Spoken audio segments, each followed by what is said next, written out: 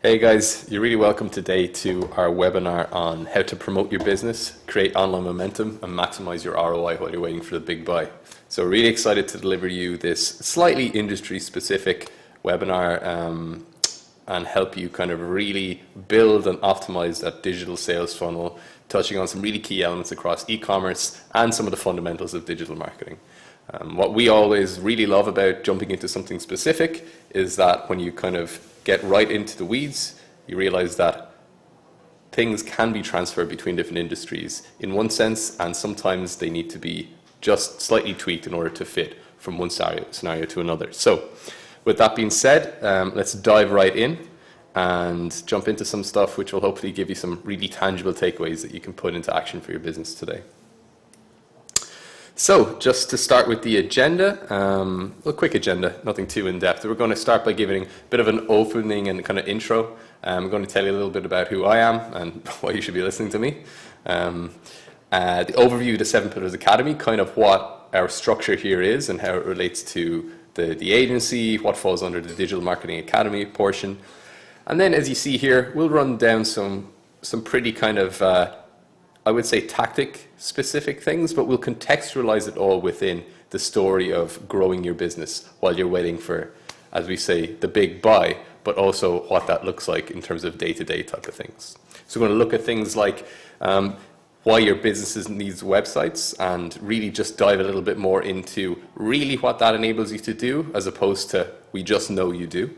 We're going to look at the value of content, how that relates with the art of storytelling, then how you amplify that with things like search engine optimization and ads, and then look at some cool things in the specifically Amazon, Google Shopping, and then kind of a ones to watch area with some of the Walmart stuff that's coming online too. And then at the end of that, we're going to tie it back in with how you can really track all these conversions, use cool things like remarketing, and then use things like Google Data Studio and Analytics to see how effective all those things are actually being, so that you know that a dollar here increases results there, which is, at the end of the day, it's the best thing about digital marketing, and it's the part that is most often not executed really well, unfortunately. So to dive right in, tell you a little bit about who I am.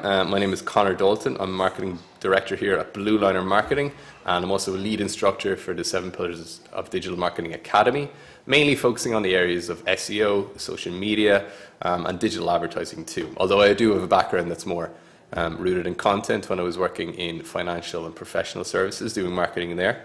But I've got an MSc, my master's in marketing practice, and I've been working in the digital kind of realm on the agency side for 3+ years, but in industry for about 6+. So it's interesting, I've seen things change so much even in that relatively short period of time. And that's kind of one of the main things really, like messages coming out of everything I've seen and across all the industries I've worked on, is that you need to be kind of on your toes all the time. Not in a fearful sense, but just in a kind of a eyes open, ears open, minds open type of sense. So moving on from there, look a little bit about the team at the 7Pillars Academy. We've got our founder, Aman Rusta, who's been running Blue Liner for over 17 years now, which is quite mature for a digital agency.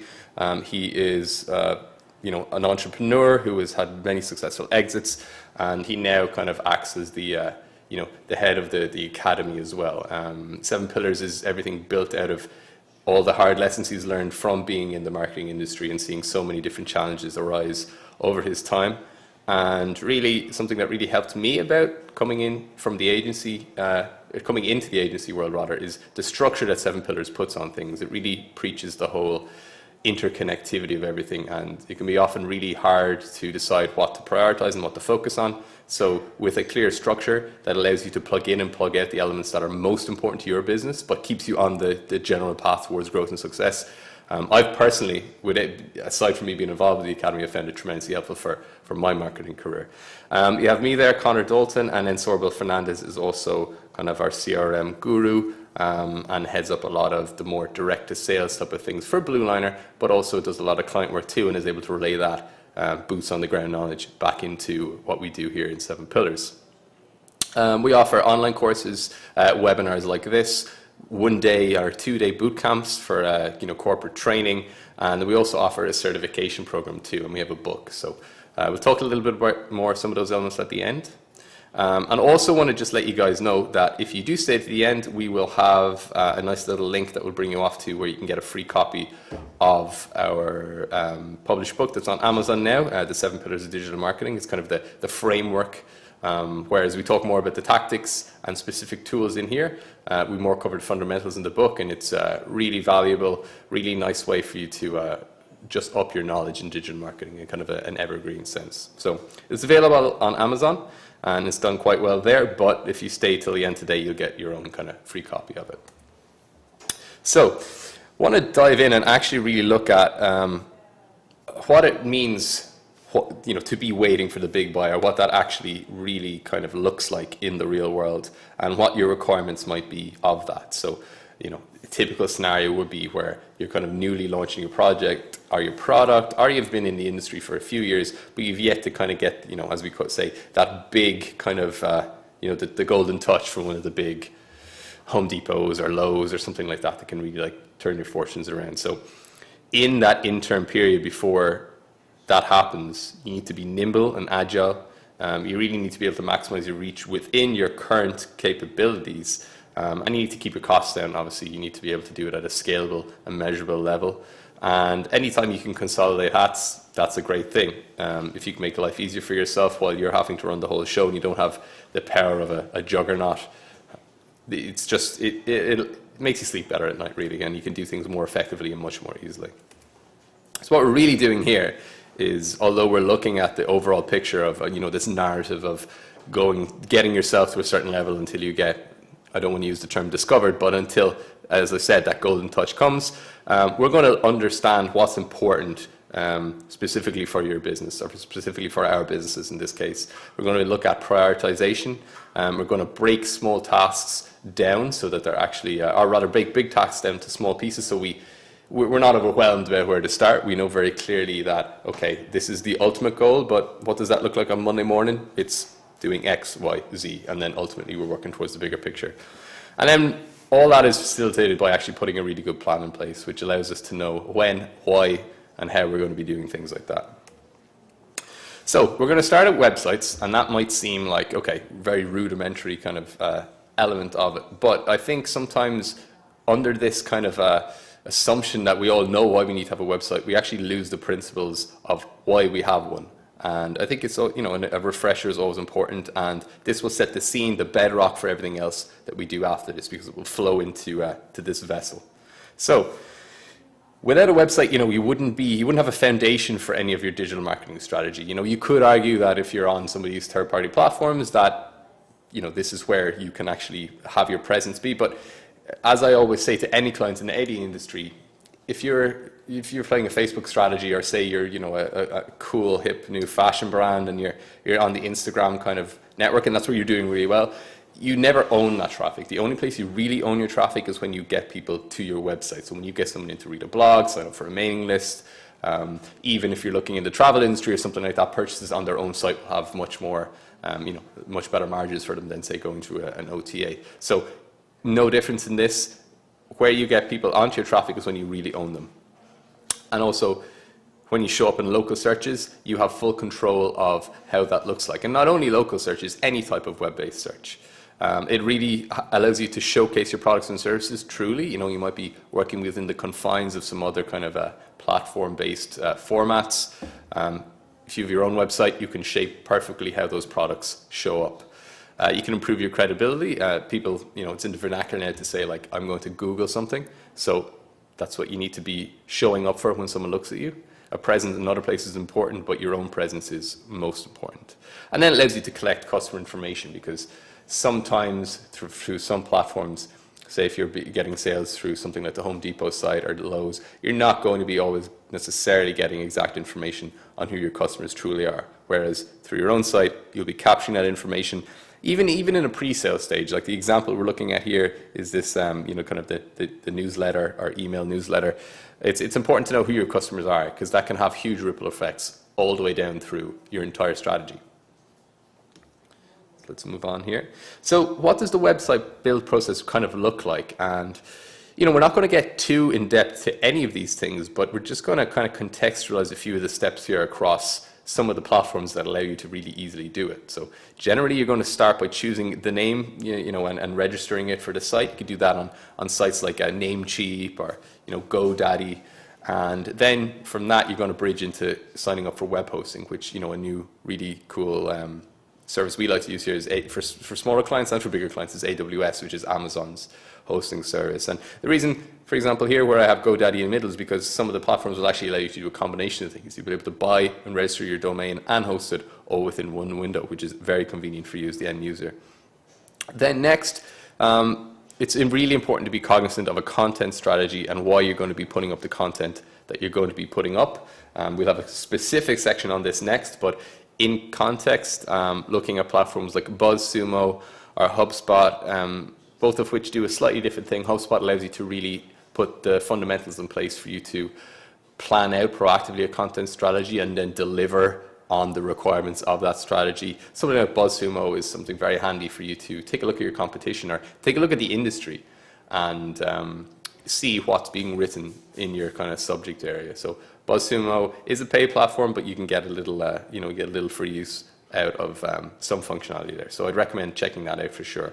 Then designing your site, you'll have seen a lot of ads for platforms like Wix and Squarespace now, where this kind of drag and drop technology allows you to really simply kind of build your own kind of website. And in industry, we do use more the WordPress end of things, but platforms like this that kind of put the power in the hands of, say, the end user are really, really simple to use too. So it's really not the big, scary, super technical process that it used to be. Although if you have an e-commerce portion in there, it does get a little bit more complex, and that's where you start looking at things like Shopify. But all in all, an entry-level brochure-style website is very accessible to a new company. More complex, that's where the marketing agency role still is important, but at a basic level, you can get something up with nice imagery, really clear UX quite easily from your comfort of your own home. Then comes the next part, which is really, it's not a case of if you build it, they will come. You really need to be putting yourself out there. And this is where we come to marketing. And you can look at things like Facebook advertising, Instagram advertising, your SEO portions within Google, and your Google AdWords, as long with a whole host of other strategies. But just to keep it brief, this is really where you can actually, to use the word amplify, you really kind of start shouting from the rooftops and getting eyeballs and traffic to the site. So then, going to look at content, and it's a great next step to talk about. Once we have the website, what are we going to put up on it? And it's a very broad term, but its importance can't be overstated in the sense that every single piece of content that you put up on your site is nearly your best friend in terms of forming that bedrock of what people think of you, what perceptions people have of you, what you're recognized as, how you're telling your story, and many other features like this. So if we look at it, what role does it play? So content is really the lifeblood of all marketing. And when you really think about it, the entire ecosystem that is the internet is made up of searchable content. If it weren't for content, search engine wouldn't be, they wouldn't exist, and social networks would just be empty because the images, the texts, the copy, even emojis, all these memes, all these GIFs, they would have no home if they weren't populating a vessel that, the network. So they're hugely important. Without the content, none of these things they'd exist, but they'd be barren landscapes. So, looking at how content interacts with the other pillars, again, the 7 pillars being content, design, SEO, media, CRM, social, and mobile. We see content here in the middle, kind of shining, in this case, through the lens of mobile. But really, when you think about it, it's not just a written copy, or written copy on your site that's, or a blog. That's content. Your photography, your images, your videos, all of that is content. The wording in your social posts, as I mentioned previously, is content. The content on your site powers SEO. Even the headlines in your ads, the images you might use on, say, a banner ad or a display ad, it's all content. Even the details of your customer in your CRM system, all of that falls under the umbrella of content. So in this visual, we see content shining through each one of these other kind of areas, and it's pillar 1 for a reason, which is something we always kind of let people know. It's, there's not necessarily a sequential order to them, but certainly with this one, it was placed number 1 for a very good reason. To look at some of the different types of content, though, just at a high level to to get a bit of a sense of what we're talking about. We have blogs, written pieces here, anything to do with the website, even your about page, your product descriptions, your overview text, and anything you might say on your blog and written copy is paramount. Images, visuals, infographics, photography, anything like this that you present, create and upload to your website is a tremendously valuable asset to you. Audio and podcasts, so it's not necessarily just on your site in a written or visual sense. If you're featured on a podcast, or even indeed if you host your own or create your own podcast, that audio is a form of content too. And what's really interesting as well is that when we're thinking about the type of contents that will be most effective for us and what's worth our while investing in, because we can't invest in everything, it's important to understand that different pieces of content are engaged with in different ways. So whereas I might share a cool infographic on industry trends with my friends, or I might cite a certain blog and read slowly through it to learn, say for example in my instance, like a new marketing technique or something like that. Something like a podcast will be more passively engaged with. So, someone might have it on their commute and they might have it on all day while they're working. And it's just important to note that while the consumption of that might be over a longer period, my exact attention to it might be slightly lower. Not necessarily good, not necessarily bad, but it's just important to understand that the information you're trying to relay to your end user probably has a medium in which it's most effective. So is it a video, which is, covers a lot of bases?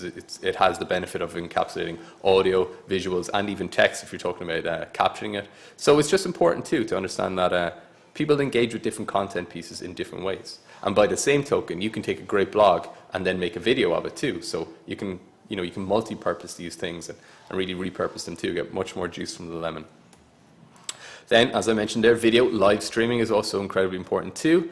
Whether you're at a conference, whether you're at something in the sense of like one of these presentation kind of mixer things, or whether you're even, say, launching a new product or service at an event.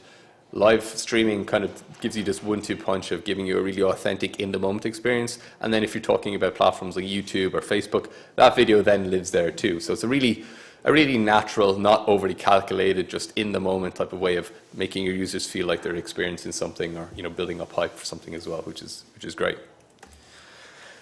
Now, it's important to make the distinction between content and content marketing. So content are all these great assets we were talking about here and are really important to not just fill up your social media, but your website. But content marketing is in itself its own kind of discipline. And HubSpot is kind of someone who pioneered, or at least were out of the forefront of this kind of inbound marketing revolution, as we kind of say. But to look at a great definition, content marketing is a strategic marketing approach focused on creating and distributing valuable, relevant, and consistent content to attract and retain a clearly defined audience and to drive, ultimately profitable customer action. So that's something really important to keep in mind is, anything that's highlighted there, right? Let's talk about the strategic marketing approach. You're not just, it happens, but you shouldn't be just writing a blog on whenever you feel like it. Now, we know something like that can happen when it comes to really executing it, but ideally we would have a vision of what our month's content looks like, what we know we're trying to achieve, and in turn, what we're going to be creating. We're going to be doing a blog on this new product. We're going to be doing a video walkthrough on how to use this, slightly older one we've had on the market for a while. And then we're looking at, making sure that when we're distributing it, that it's valuable, relevant, and consistent. So we're writing in a certain way with a certain voice. Our videos have a certain style to them, and that we're pushing them out to a clearly defined audience, whether that's, pushing them out to, a YouTube audience that we know is much more engaged than our social audience. We just have a clear idea of what our customer looks like. But then ultimately, the reason we're doing this is we're driving, profitable customer action. So when we think about investment, we might think, say, $100 in an AdWords campaign versus 3 hours spent writing a blog. And some of those can seem more painless or more painful. And don't get me wrong, you can get kind of immune to either of those things. But it's important to understand that when we set ourselves up to create pieces of content like this, the time and effort we put into a blog is an investment. So it might not be a cash investment, just like we were talking about, say, with an AdWords campaign or a Facebook campaign, but it is an investment, and an investment deserves a return on it. So again, one of the key concepts we're looking at here is getting an ROI. So a good way to ensure that you're getting an ROI for the content you're producing is to make sure that we have an end goal in mind, because then if we don't, we're not really sure what success looks like. And if we know what success looks like, we know whether we're getting there or not, or what we might need to tweak for the next time. You know, it's okay to not get there at our first stab, but ultimately we need to be making sure that it's tied into profitable customer action. And also, it's about storytelling too, right? Content marketing is all about telling your brand story in an entertaining, educational, and engaging way without the hard sell. Your story is not your history. Those are not just the same thing. Your story is what light are you trying to shine on the world by bringing this new innovative product or service, or what difference, what need is it fulfilling? And it's not necessarily the warm fuzzy stuff, but everything is a story, and everything is more compelling when it has a story. And the stories appeal more to emotions, and they just, it's that last 5%, but it's the most effective thing. It's the difference between a great blog and an okay blog, or a great story and an okay story, as it relates to video, something like that. As I said, it's not just your history, it's the why. So, you should be always coming back to your why. You should be understanding why you're doing what you're doing, and if you're pretty clear on that, your customers will be clear of why they should indeed be your customers. So the next part we're going to look at is SEO. Marketers love three-letter acronyms, as I'm sure a lot of different industries kind of have their their verbiage and the terms they like to throw around. But essentially, what search engine optimization is the art of getting your content. So we built the website, we put the content on it. Now it's about getting that seen through the organic channels. Again, let's start off with a good definition here. So SEO is a marketing discipline focused on growing the visibility in organic. So that's not paid search engine results. So, when you Google something, generally you'll have the top 4 results be paid. If it's a restaurant, you might be looking at the map, but more standard-based searches, top 4 will be paid, and everything else after that will be the organic or unpaid results. It's tremendously important because you can turn an ad on, you'll be there at the top, but as soon as you turn it off, you'll be gone. It's SEO where you get that sustained advantage of being found for searches. And the black and white facts are that when people look up something, they see it, you establish authority, you develop trust. That's when you really make the win. And it's a much more long-term investment that can have significant ROI benefits too. So SEO encompasses both the technical and creative elements required to improve rankings, drive traffic, and increase awareness in search engines. And those two terms, creative and technical, there's a lot of components like that in marketing, but that's what I love about SEO, is that there's the creative element of just writing really, really great content, and then there's the making sure that's seen by adhering to some technical and kind of stuff too. So it's really a marriage of the two, which we'll look at a little bit more.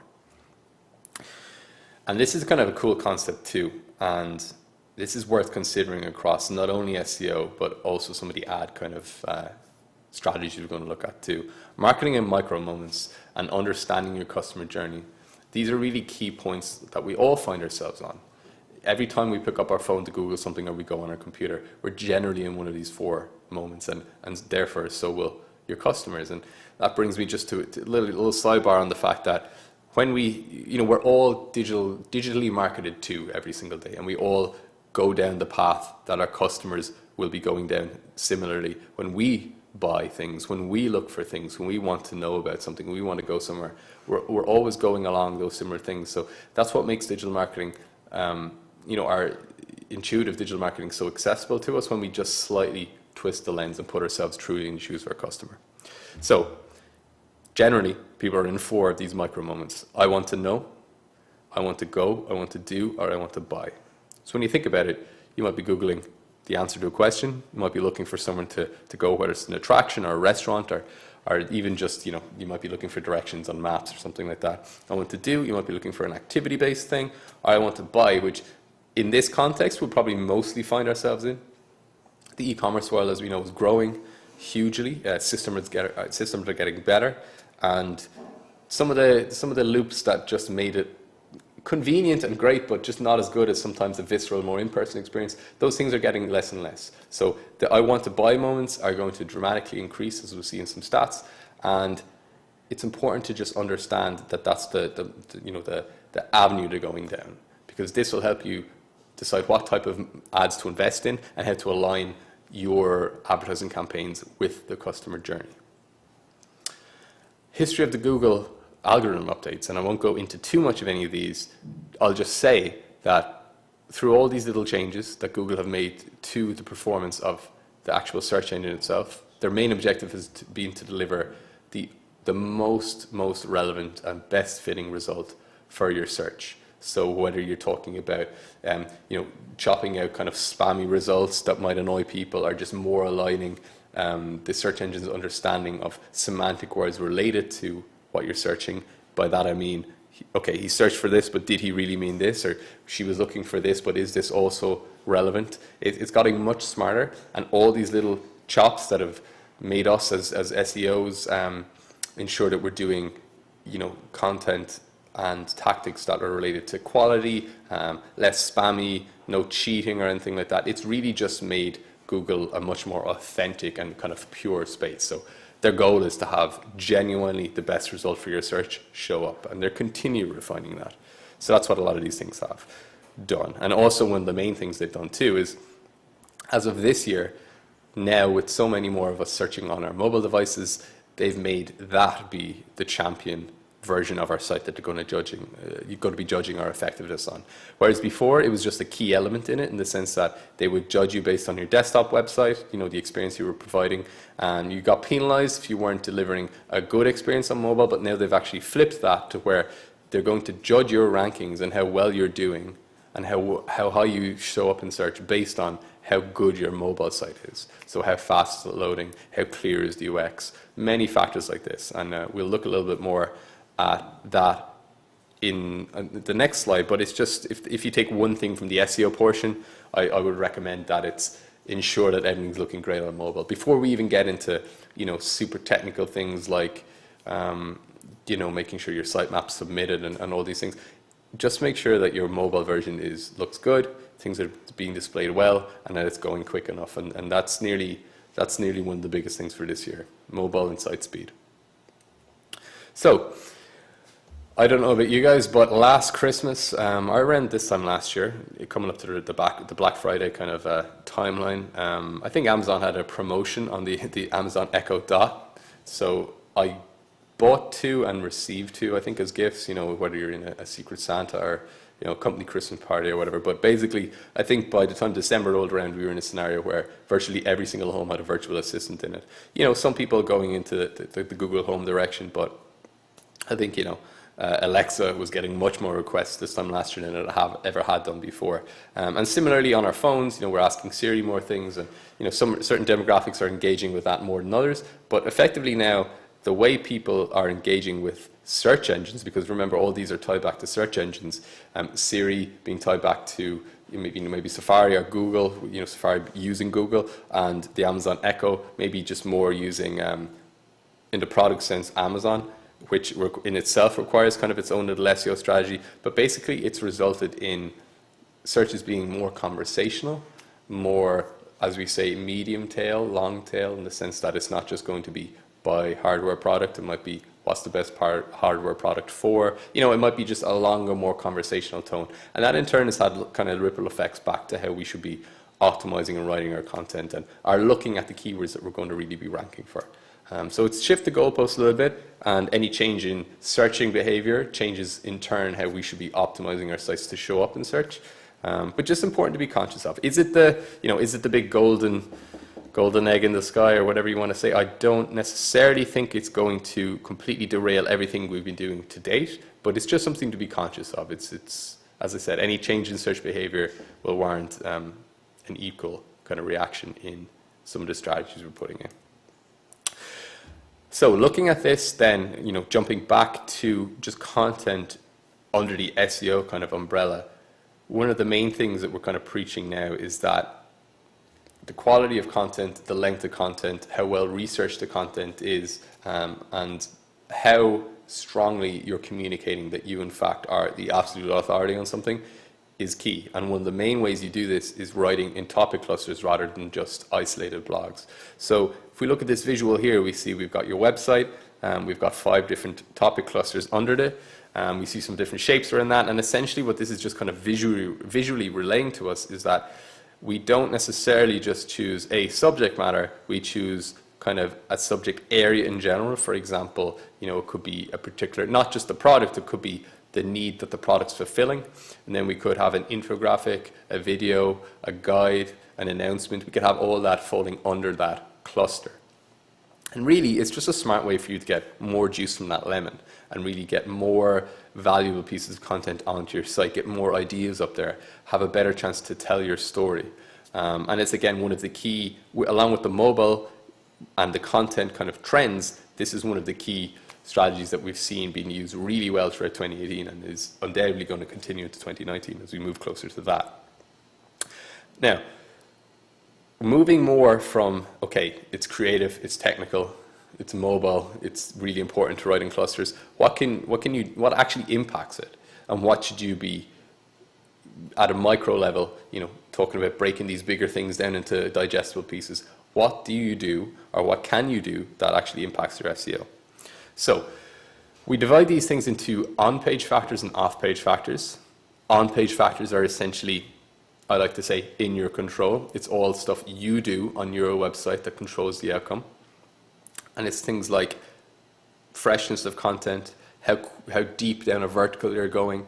Are you delivering answers to questions that your target audience might be asking? Then back to the length, the research and the quality, which we talked about in the cluster section.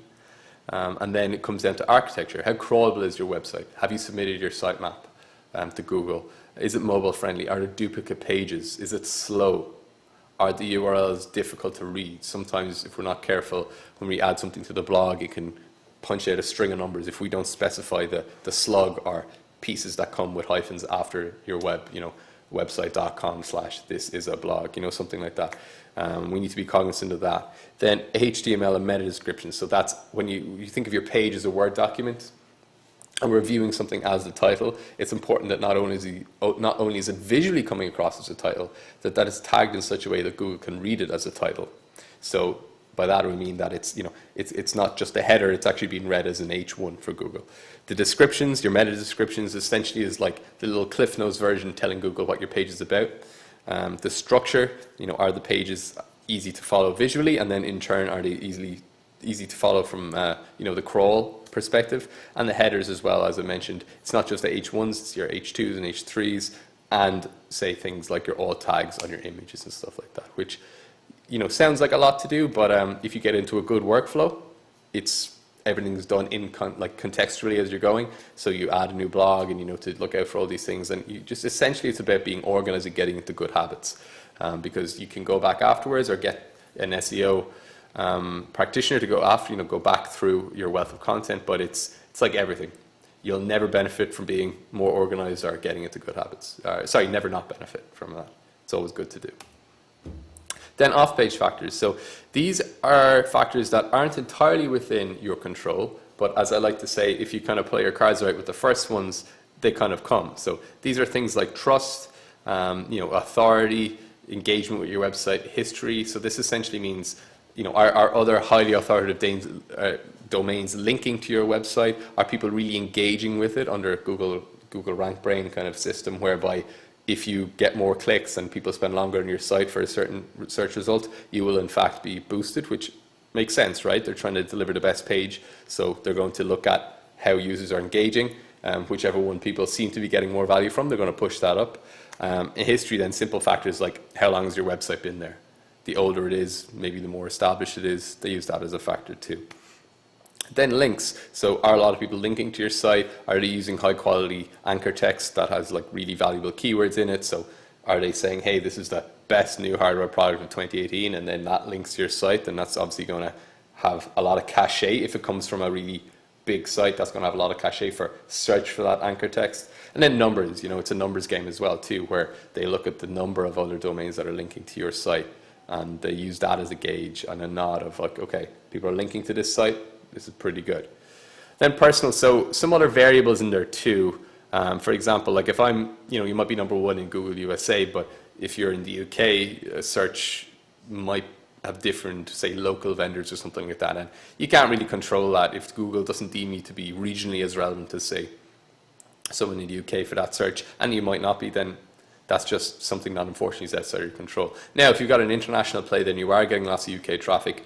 Again, in this example, that might be something that will slowly kind of balance out over time, but we don't have full control over stuff like that. And then social, reputation shares, particularly on Twitter, tweets are shown at the top of search results a lot. And if you're getting a lot of link shares, they're not as clear as to the impact of this always, but it's kind of the more people that are talking about something, the more people that are visiting something, always has a knock-on effect in terms of how highly promoted it is for a particular search result. So that's just a quick overview of the things you can be working on with the on-page stuff, and then the benefits that might come with the off-page stuff. Like particularly that last one, you write a great blog, you have it tagged up, you play all the cards right on your on-page stuff. It looks great, it's tagged lovely, the descriptions are rich, right amount of keywords in there, nothing going overboard, and then in turn that gets shared a lot on social, on Twitter, say. So that's where the benefits of one come after you've played your cards right with the other. And then some of the things to look at, we talked about the images and things like that, but speed is key, and one of the main things you can do to speed up your site is by making sure your sites have images that are correctly compressed. So you come onto a new site, you've got this big rich image. If it's not compressed, it'll take a long time to load, it'll lag the page. It will make users just get bored and leave, and then at the end of the day, when Google sees that type of engagement, they're going to defavor your site too. So I'd encourage you to go to, there's this really cool tool now they have called testmysite.thinkwithgoogle.com, and it's really cool because it tests your website from a mobile phone connection, and not like a good strong Wi-Fi one, like your average 3G, I think, just fair connection, trying to get like not a terrible scenario, but not like the best super fast Wi-Fi. Try to get you an accurate gauge on how your site's doing when it's got like, say, the typical type of connection. And that will give you then in turn some recommendations of things you can improve, whether it's minify some of the code, or, as I said, compress the images, all things you can forward directly to your developer that he can put to actionable effect to increase the speed of your site. So really important. So I'd encourage you all to try that now, or rather try that after the webinar, and then try and get those in as soon as possible before the holidays, hopefully. So next then, we've looked at content. After we've built the website, we've looked at making that content more visible through organic means. But as we know, a lot of these things are pay to play while you're still building your reputation. And with some strong media campaign components and some digital ads, you can put your product or service right there in the mix immediately. So we're going to look a little bit about how to effectively do that. And then also really look at like ROI components to this too, because you can waste a lot of money in this area if you don't know what you're doing. Now, you don't necessarily always need to engage a professional, although it's advised. You can dabble and test some stuff on your own. But again, if you're not ROI conscious, then you're going to be essentially flushing money down the toilet. So first of all, why should we invest in digital ads? Well, it allows you to reach a much more precise audience. When you think about it, its reach is practically unlimited in terms of how many people are using Google or using Amazon or using Facebook or using Instagram. You basically have access to every corner of the world if it's relevant, and it's practically unlimited the amount of people you can reach. It allows you to boost your creativity, whereas before, you could just go for your standard web listings, and as I said, those are incredibly important. That's where you own your traffic. A cool pre-roll YouTube ad can be really effective, really engaging, really dynamic, as can a lot of the social be. Its speed is unbeatable. Essentially, you can get a Google AdWords campaign up, running, and serving to people within 10 minutes if you know how. And in terms of really, after a day, you can get incredible results versus, say, if you're putting an ad in a magazine. It takes time for that to go in, that goes out, then whatever way you have to measure it, maybe you see some traffic on the site that you know is from the magazine, maybe you don't. But essentially, with digital ads, you can turn them on and pretty immediately if they're doing well or not doing well. Important to give them a chance to really see how they're doing. So, a week, over a weekend, definitely, but, pretty instantaneous.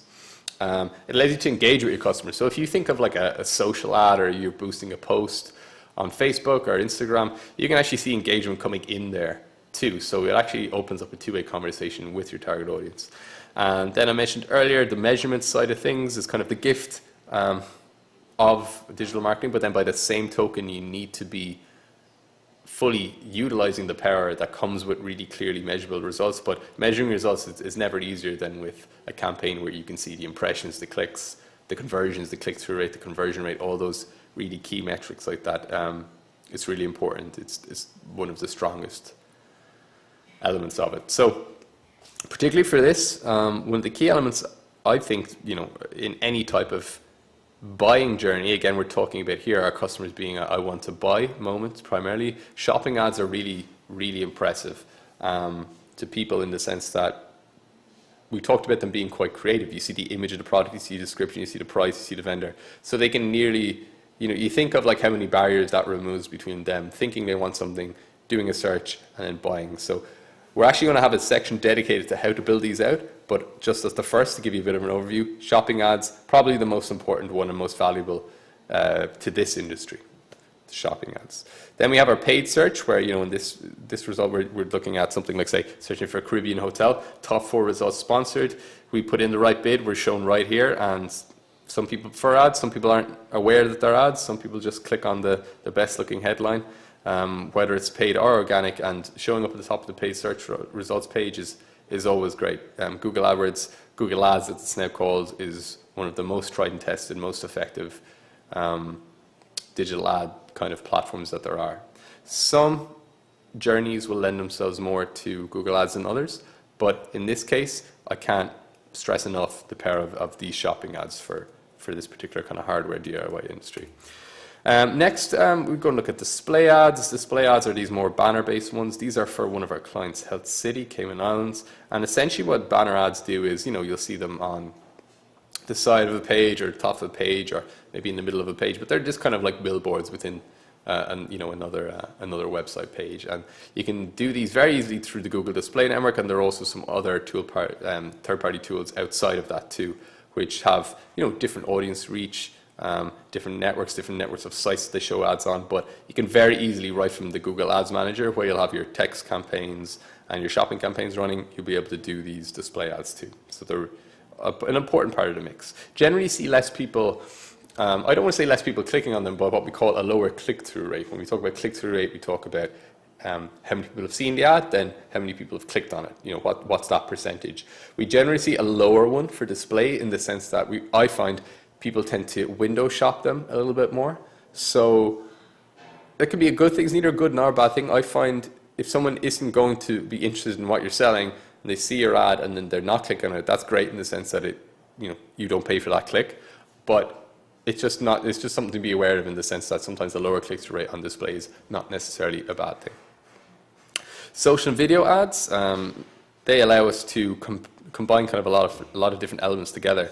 And they're really cool in the sense that you can put a headline, a visual, a video, an image all in one, and it kind of is like the most dynamic form of ads that are there right now. And you get a lot of engagement through them too. So they've got a lot of facets to them. Looking at a YouTube pre-roll ad here, and then one of these kind of canvas Instagram ads. So very dynamic, very visually appealing, very engaging. And if your product is something that lends itself very well to being photographed, this is a good way to go. And then audio podcasts, as we talked about, a lot of people sponsor podcasts, and Blue Apron have had a lot of success with this. Things like Dollar Shave Club, ZipRecruiter, all these different things. If it's there's a space there, for the right kind of service, right kind of product to be advertised there. Hardware podcast, DIY podcast. If your audience is there, it's a good place. But again, you need to be cognizant of that. And then native ads, something we call sponsored content. So what this involves in is, like, you take like a really highly authoritative site, like something like your CNNs or your Fox, or you say like TechCrunch, somewhere where you have people coming to consume content that they know and trust.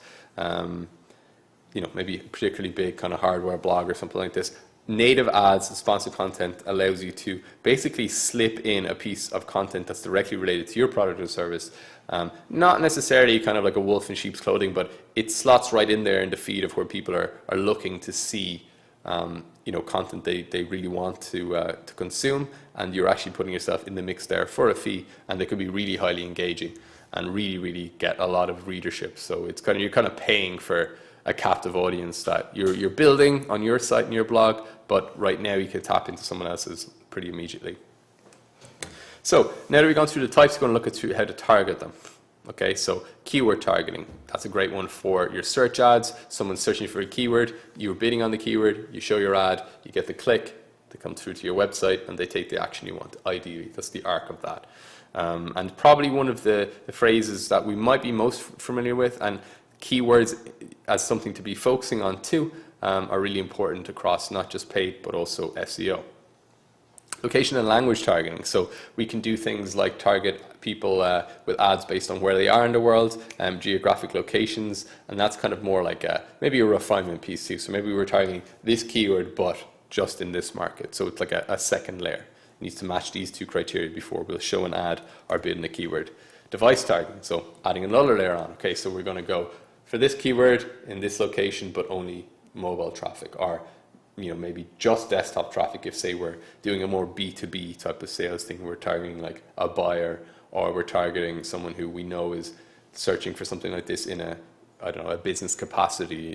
Does their user journey align more with just device, the mobile device, the desktop device. And something to include here as well is like we might have analyzed the results of our campaign and seen like, hey, right, we've spent twice as much on mobile as we have on desktop ads because that's where more traffic is. But actually, we've actually had double the conversions from desktop. So let's pause mobile if it's relevant and only pay for where we know we're going to get the conversions for.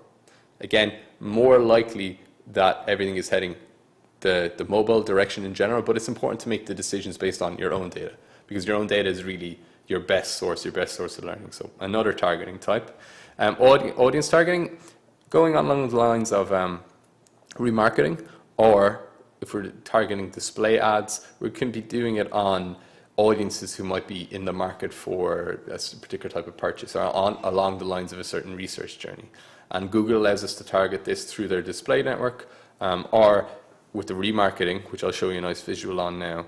You'll be able to set a cookie on your website that will capture someone's browser information and then later show them a particular display ad to bring them back to your site. So really, really, really powerful. And then programmatic is a newer, not new anymore necessarily, but it's definitely newer compared to the other ones. And essentially what this does is it leverages the power of really, third-party data to enable you to bring an audience on board where you were never able to reach them previously. So think of the sense of, gave you a slight overview of remarketing there. Someone comes, leaves, you show them an ad, you're pretty sure they're interested because they visited your site. Programmatic essentially allows you to remarket someone that hasn't come to your site. So you can buy third-party data from a third-party data provider and put your ads in front of a relevant audience, whereas you wouldn't have previously had access to that. So this can be really powerful and pretty accessible too. So we recommend a platform called Choosel. I would say check it out if you want to dabble in some really powerful display advertising. But it allows you to target people basically on their interest, behaviors, location, etc. It's really, really powerful. Now, once people come to your site from all these ads, defining what a conversion is and defining the action you want to take is super important, because it's not enough to know that, okay, we drove these clicks and right, so what? It can be a purchase, right? It could be filling out a contact form. It can be even something like spending a minute on a web page. It's just the art nearly is in defining what it is and then being able to measure it. So looking at this example, we're looking at a form being successfully filled out here, but this could also be a purchase completion page. Someone comes to your site, they come onto the landing page. Again, the landing page being any page they first see when they visit your site. So it could be a standard page. You could be driving them right to a product page, or a landing page could be something you create specifically for a campaign to deliver a very lean, defined experience that, you don't want any of the fluff. You just want them to see a certain message after clicking on an ad that's delivered a certain promise and then be driven right to where they need to be, straight to purchase, really clean experience. It can be super effective. But nevertheless, once they take the action you want them to take, you're delivered to a thank you page. So say an example here, they've completed registration. Essentially, we place a pixel on that thank you page that fires no other time other than when someone has reached this destination from a certain source. This fires back to the ad platform, and say Google AdWords in this example, and it will let Google Ads know that, okay, this ad, this keyword, this delivered this conversion. And that's tremendously helpful to you because it realizes like, okay, this keyword is way too broad. I'm not getting any conversions from it, even though I'm getting lots of clicks. This one, getting half the amount of clicks, getting twice the amount of conversions. This is where I should be spending my money. And this is a fundamental component of delivering a strong ROI on any campaign. Then, remarketing. So we talked about the concept of putting a pixel on your site. that will capture your audience data and then serve ads to them at a later date. And this can be done through Google Analytics profile. When I say pixel, that's not necessarily something that you have to be super techy to install. All of this is encapsulated in Google's global site tag. So if you have analytics installed on your site, which you definitely should, this will essentially gather information if you turn it on in settings. Go to the admin section, go to remarketing, turn on remarketing lists. Very simple to find. You Google it 2 seconds, you'll see a guide. And this is essentially something that allows you to capture the audience data as it flows through. So the prospect arrives at your site, it's tracked, they leave, then they see an ad for your site on another site. This is where, and you need display ads to do this, but again, super simple to do and tremendously effective, because an interested member of your audience is much more likely to be, if they don't convert the first time, they're much more likely to convert than, say, someone coming in cold, particularly if they come back again from that ad. So if they click on that ad, they're very interested, you could assume, and there's a strong ROI component to remarketing too, so definitely worth investing in. Now, what I want to look at here is bridging just from ads into actually selling on Amazon, and looking at the importance of being somewhere like this. And again, maybe similar to the website, it might be like a no-brainer, but if you're not doing it, there's some really key examples here as to why you should be. And if you are already doing it, there's some very key components here that really help you boost your performance on it. So we all know Amazon is this behemoth now, and we all hear about it all the time, whether we're using it, whether we see it in the news. They've recently announced that they're going to be doing their new headquarters here in Long Island City in New York, and then in Virginia as well, I believe. But so it's part of our culture at this stage. But let's look at some of the best attributes it has. So being on Amazon gives you instant access to a large number of potential customers. They've got the audience, they've got the marketplace. By introducing yourself to that marketplace, you now have access to all these people where you might previously not. People love to shop on Amazon, so it's nearly not only are they going there when they need something, they're consuming anyway. So it's part of people's behavior that you can cash in on to. Reputation of Amazon, Amazon is very highly regarded. So if you're still in the infancy and you're just building your reputation by going on a platform that is so highly regarded, you kind of get a little bit of that rub too. And Amazon associations are very important too. So if you're on Amazon, even on your website, you can have the little Amazon associated logo, and that counts for a lot too. It kind of gives that a little bit of that rub. Amazon Prime, we know that people that are engaged in Amazon Prime are very committed. They're kind of already in, so they're already going to be making a certain amount of purchases. And again, by being there, and if you're Prime certified, this is going to incredibly have a great effect on your sales if you're delivering a very well optimized product listing and stuff like that too. Less work in the sense that you're not having to maybe necessarily keep your own store as, I don't want to say up to date, but Amazon can take a lot of the work off your hands in terms of your shipping and fulfillment if you're choosing to use some of those services. And even just in terms of any UX improvements, you can keep your site to a certain standard that you're happy with that investment in, and that has to be to a certain standard, don't get me wrong, but Amazon is continually refining how they list products, how they show that. And so by doing that and having them putting all their best practice into effect to your product listing, to their audience targeting, you benefit from this by being on Amazon. Higher prices, again, to remember that if you're selling to a retailer, so when that big buy comes, you're going to have to be selling to them at wholesaler prices generally. But at Amazon, you can still charge your retailer prices, so you kind of cut out, to some extent, don't get me wrong, they are still a middleman, but you have an opportunity to charge more for your product, which is really important too. Trust factor, similar to the kind of, getting the Amazon rub. Chance for the little guys, nearly everyone is equal there. Brand names definitely count, but I feel like people are more open to finding just a genuine solution based on their searches on Amazon too, so really important. From Amazon to your online store, you actually allow people to find you there maybe, but next time they might visit your store too. So you kind of win them on Amazon, but maybe then you develop the one-to-one relationship with them afterwards. Testing purposes, you can really, really simply kind of test different products, maybe tech some kind of entry products and some low kind of consumables, something that's going to be very easy for someone to kind of test out what a buying experience with you is like, test on Amazon, see how well it does, and then very easily maybe turn it off and try something else, which might be a little bit more work if you're going to be doing it through your own site. And then, as I said, just to sum all that up, Amazon cutting edge of retail, so they're doing all they can to just blast ahead and be, the cream of the crop in online retailing. And if you're kind of associated with them in that way, you get so much of that benefit as a flow down. So one of the most important and most beneficial parts of being on Amazon is when you actually hand off their kind of, your fulfillment to them. And really, this can take away so many headaches and really allow you to reach more people more effectively, more easily, and just have a smoother e-commerce funnel.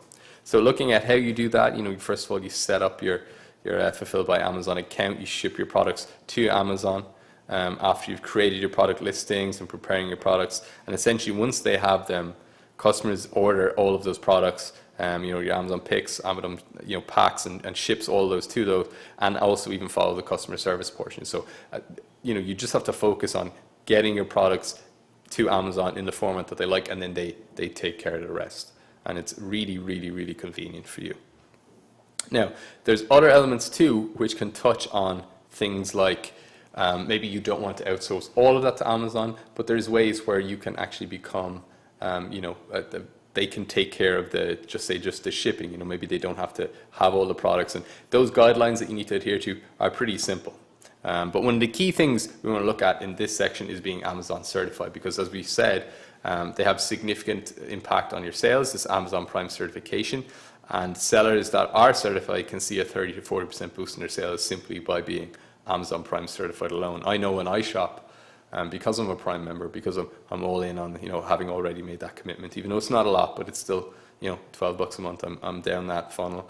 I filter my searches by Amazon Prime, so we're finding a lot more people are doing that. So to be in the mix for that is highly powerful. And if someone knows they can get your product in 2 days, that's going to make them much more likely to purchase. So how to become certified for Seller Fulfilled Prime? Again, this is what I'm talking about in the sense that you don't necessarily have to give all your warehouse systems over to Amazon, but you can be Prime eligible. You can be Prime certified, as we say. You need to get a professional seller's account. Unfortunately, you can't do it with the individual account, so you need to have the professional seller's account. You need to qualify and maintain eligibility for Amazon Premium shipping. Some of these involve fulfillment times, communicating tracking systems, and reaching, I think it's 95%, on-time shipment deliverables. So first of all, you need to qualify and maintain eligibility for that. Then you need to start your Seller Fulfilled Amazon Prime kind of eligibility trial. And actually during the trial period, they are quite strict because obviously they want, they strive for excellence. So, but in this eligibility period, you need to have an on-time shipment rate of at least 99%. So during the trial period, it's very stringent. You need to be, fulfilling all these orders within a very, very precise time period. And then you must agree to several specific program terms from Amazon. So that means you need to be purchasing your boxes, your labels from them. Again, not the end of the world since you're going to have to be buying them anyway, but they need you to play by their rules. They need you to fall in line of delivering something that fits, every single touch point that Amazon strives to deliver quality in, from the quality it arrives in, to the way it's packaged, to the timeliness of the order. All these key things are really important. And then once you are going, I know 99% was the goal in terms of on-time tracking when you were in your trial period. Dropped slightly to the 98.5% when you're actually free-flowing in it, but that requires that you meet and maintain certain standards to stay certified. And that not only is that 98.5% on-time shipping rating, but also a 1.5 or less cancellation rate too. So you need to, and I think if you fall below this, you might need to go back into a 30-day qualifying period too. So it's not necessarily the end of the world, but they're going to keep you to a certain standard. So if you're going to gain these benefits, you do need to work for them, but the benefits of achieving them are definitely great. Now, something that I had come across recently, just from kind of industry buzz, but I actually was reminded of again this morning. I guess this is kind of coming up to this Black Friday situation. I had heard before about how Target and Walmart were actually taking very successful strides into the e-commerce realm and really boosting their performance in terms of online sales. But Walmart are actually now have their own kind of budding marketing place too. And I saw that they're putting a big push on this for upcoming Black Friday and things like that. And that's not only that they're selling things online, or that, say Target are boasting now that they have free 2-day shipping and you don't need to pay any sort of fee. But this is actually a marketplace where you can independently come in, just like Amazon, and list your own products too. So while the Amazon one is firmly established there, and there's like the different tiers you can come in at there. Walmart already has a pretty captive audience, and they already have a trust factor with a certain degree of their audience, and I mean they're going to be similarly building the infrastructure too. So getting a presence here might be a really, really good opportunity for you to be like an early adopter of this, because they're really, really investing in this. They want to they want to grow in this area too. They are growing, and I think this is something definitely worth checking out. So maybe something for early 2019, maybe something you want to jump on before the end of the year. If you're already on Amazon and everything I said there was already familiar to, try it out here too. Another avenue, another channel towards, ROI positive e-commerce, and definitely check this one out. So we looked at the carousel of shopping ads, and the reason I want to dedicate a quick section to this is that these require a little bit more. I would say there's more moving parts in these than just getting a text ad campaign up and running. Essentially, you have Google Ads working in conjunction with Merchant Center and analytics on the measurement end. So really, you'll already have, in most cases, you probably have an AdWords account and you have an analytics account, because you'll be measuring what's on your site. So Merchant Center might be the thing you need to set up here, and I'm just going to quickly walk you through exactly how to do that. So you do it this evening, you have some shopping ads up and running by Monday morning. So the Google Merchant Center is essentially where your product feed lives in a format that Google likes. So it's essentially your list of products, the details on them, your SKUs, your barcodes, your images, your descriptions, everything like that. Your Google Ads is where the campaigns will live, where they'll be optimized, where they'll be targeted, where they'll be monitored, and then analytics is where everything will be measured. So essentially, it's these components flowing in this way that result in your ad showing up on the top of page one in this nice little product carousel when someone searches a certain keyword. Success with Google Shopping boils down to really three main areas. There's feed creation and optimization, which essentially will be, you can either do it, as we'll see, through a simple Excel upload, or you might have a plugin from Shopify that'll do it.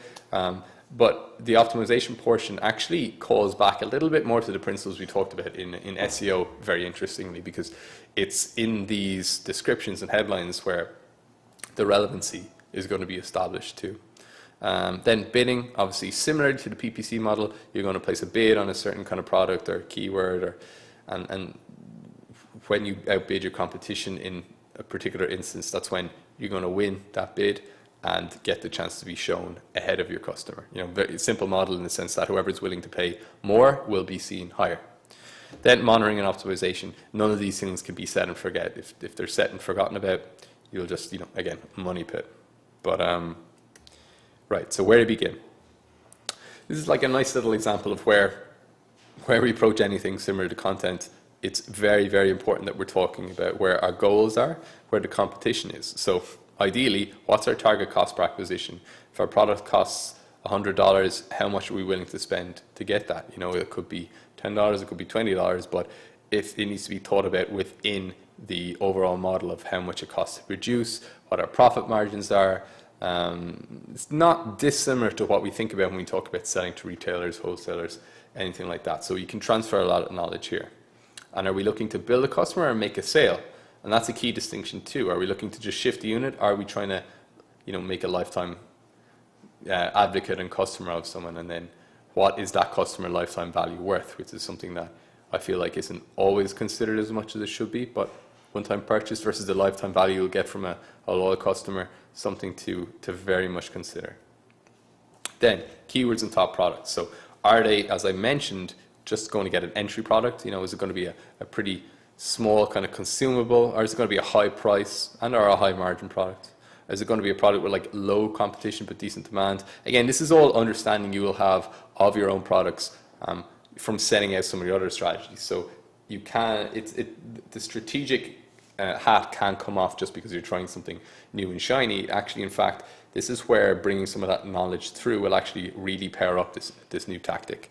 And then how do you get potential products in front of potential customers? But by understanding the buyer's intent and using the right research tools like, say, Google Research Planner, the Keyword Planner here, or the SEM Rush kind of tool too. So like looking at the competition, seeing what keywords they build on, and or looking what keywords they target. And that's like, if someone, say a competitor is having great success with a certain keyword, that's really a good nod to how maybe you should maybe target that keyword if you feel like you can outperform them on that, or if you feel like they've got that keyword kind of, they're owning that. The road less traveled might have a more ROI positive component for you. So the flow of setting up, very simple, right? You go to google.com/merchants. You need to have access to your domain registrar, just handy, because that's something you do need to verify. You need to claim your domain name and have that be authenticated. You need to know your tax and shipping settings too. So, or rather shipping rules. So, just have your tax ID to hand, understand how orders are going to be fulfilled. Just have all that information before you start ready to be entered in and be authenticated. And then you need to link that merchant center once it's set up to your AdWords or your Google Ads campaign. Again, anytime you have platforms from the same kind of provider, all Google in this instance, you're going to have a pretty good experience in terms of them communicating with each other. Essentially, if you're signed up into the one email that's associated with all this in the top, it'd be your left, my top right when we're looking at the screen, then just showing it here, then that will, make sure you're signed in there. All this should be a really nice user flow and very, very simple.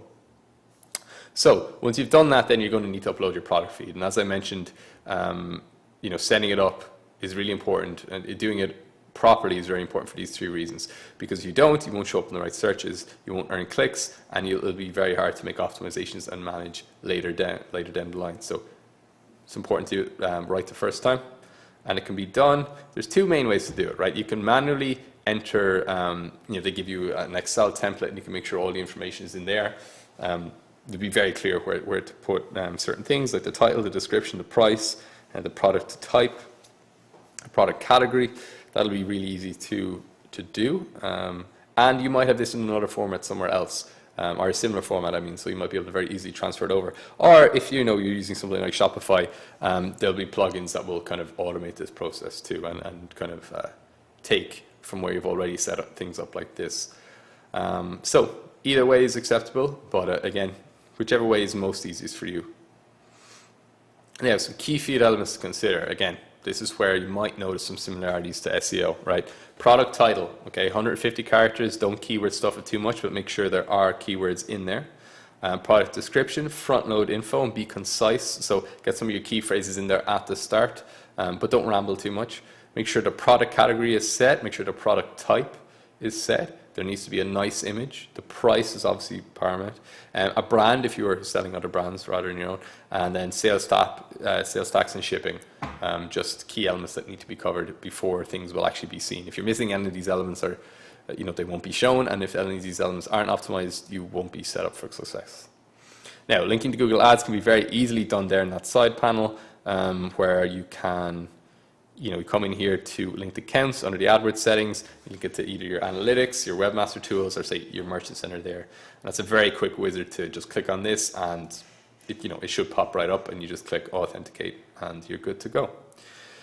So once you have all these running, then it's important to understand that measuring the success is not just a front-end exercise, and by that I mean you're not just looking at, say, in this instance, a Google shopping campaign from the front end. You're not just looking at your impressions, your clicks, your click-through rates. It's important to understand that once they come onto your site, they have their own user journey too. So you can look at the traffic from this shopping campaign in analytics, and you can see how long did they spend on the site. Did they make any purchases? Did they view any other products?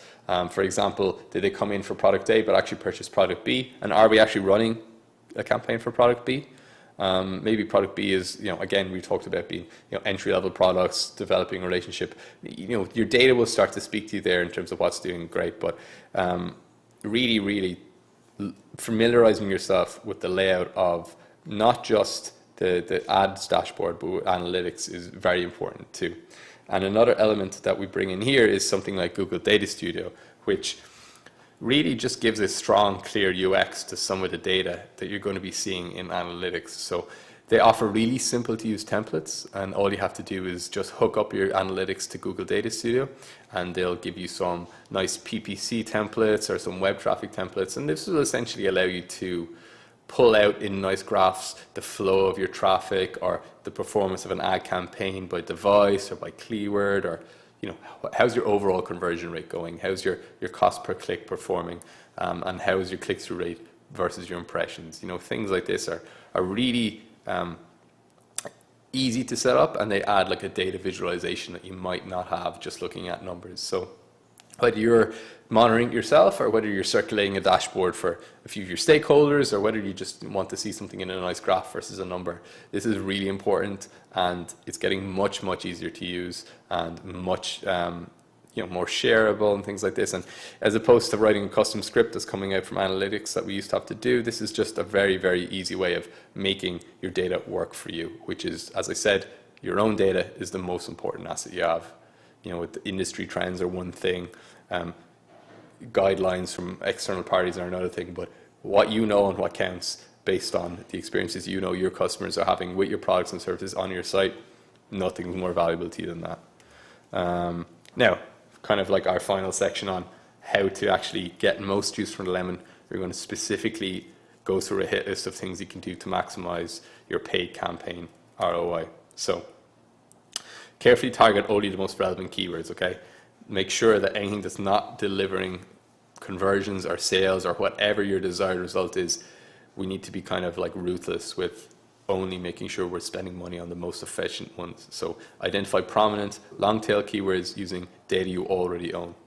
Conduct keyword research to cover popular search terms if you don't yet have that data, and then use negative search to your advantage. So negative search is when you don't just say, I want to bid on this word, you want to say, I don't want my ad to show up for something like free, or I don't know, something that might just take slightly away from relevance. With a lot of clients, it could be jobs. So if we're targeting someone in, maybe it's the tourism industry or something like that, we don't want anyone looking for jobs in the tourism industry. Just use a very obvious example. Negative search is a great way at ensuring that your ad campaigns are working more smartly for you. And that is one of the key things in terms of keywords that we would recommend. Just negative search. If you were to introduce one thing to improve your campaigns on the keyword level that you're already doing, negative keywords are a huge thing. Then focus on copy and UX. Okay, so you have a small window to meaningfully establish kind of a connection with your prospects. So your offer needs to be compelling, benefit driven, and it has to be presented in a very easy to understand way that's very quick to consume. So if you're talking about a video ad or something like that, shoot the message right away. Just get it up there, make it very clear what you're advertising. And also paid campaigns should also direct users to customized landing pages, and specifically that are specifically designed to promote an appropriate action. So something that I would say here is that, right, if we introduce negative keywords to pare down the irrelevant searches we're getting, the next step, an evolution of the experience we're delivering to them then is delivering them to a dedicated space that's dedicated to just a product. You're not bringing them to an all products page. Even if you don't have a separate product page for that item, you want to make sure that at least the messaging you're seeing is keyed around just the needs that you're trying to communicate. And there's a lot of tools where a developer will be able to pop up dedicated pages pretty simply, or if you're your own, you work on your own website, a lot of programs like say Unbounce or even WordPress, you can create separate pages just for your own campaigns, and this is a way of maximizing the effectiveness of them, so you're not having people go to general areas. Again, this is up to you in terms of organization, how concise you want to get, but if there's say you're getting a lot of traffic but the sales aren't coming, this could be an area to look at, delivering a more dedicated experience for that particular campaign. And it's much easier to do than you would think as well. Very smart. Then relentlessly monitor and refine your campaigns. You heard me say never set and forget, especially at the onset of a campaign. Make a point to monitor the latest keywords and reporting and performance results, at least one daily. I like to check in on campaigns. If we're talking about the first month one, generally every morning I'll just cast my eyes over it, see what's going on. You don't want to get in the case of, you do want to let keywords do their thing. You do want to let things work themselves out over, say, the course of at least a few days. So if something doesn't work day one, don't necessarily just pull it, right? But you do need to be monitoring, and you do need to be understanding that, okay, say this keyword, it's not getting a lot of clicks. In 2 days, if it's still not getting a lot of clicks, I'm going to pull it, and I'm going to maybe look at a more relevant variation of it.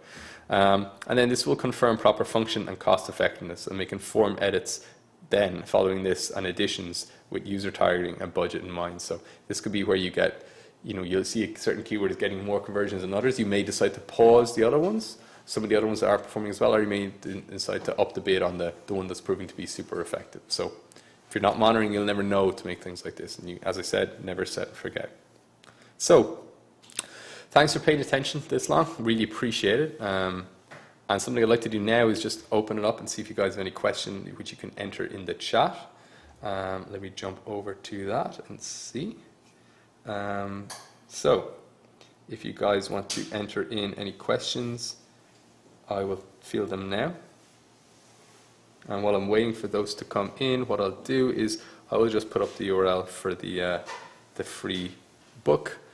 If you guys go to 7pillarsdigital.com/free book, you can download a PDF version of the 7 Pillars of Digital Marketing, and this will have everything in there from the 7 Pillars of Digital to the 7 Pillars of Traditional Marketing, how they overlay to kind of create the 12 pillars of integrated marketing, and then we look at things like the modes and the angles and things like that too. So really, it's a very, very applicable, all-encompassing marketing system that's super easy to follow. This is not an overly jargon-laden kind of inaccessible system. This is kind of born out of entrepreneurship for entrepreneurs, small companies, applied very successfully to bigger companies too. But I think one of the great arts of it is keeping all these balls in balance, keeping everything inside in an accessible and applicable way. Cool. So right, got a question here in terms of setting up the Google Shopping campaign. So the person is asking, okay, AdWords, text ads versus shopping ads, which one do I think is more effective for a new product release? I think honestly, as I said earlier, I think the shopping ads is definitely something that is worth investing in. It has, I think, I don't want to say more barriers to entries, but as I said, there's a few more elements working concurrently. So once you get over the setting up and integration of the Merchant Center into Google Ads, you're kind of off to the races then. Once it's all in setting up a successful product feed. They have some really, really good dedicated guides to this. Obviously, they want people to have a great user experience with it. So what I would say is look up one of Google's guides. They take it through you step by step. I know I did go step by step, but I didn't want to go too much into the weeds on it. But I would say once you have your product feed set up, definitely bring in the shopping ads. And because the thing with that is that some product searches mightn't have ads on it, or the product searches that have the shopping ads on it. If you're only bidding on text ads, or you're only putting out text ads, you're losing a lot of chance there to win some business. So I think it has a huge missed opportunity if you don't have shopping ads for now. So I think to your question, I know you mentioned a new product, but I would say even for your existing products, try out the shopping ads, see if they're more effective, because again, they have that visual component too. So definitely try.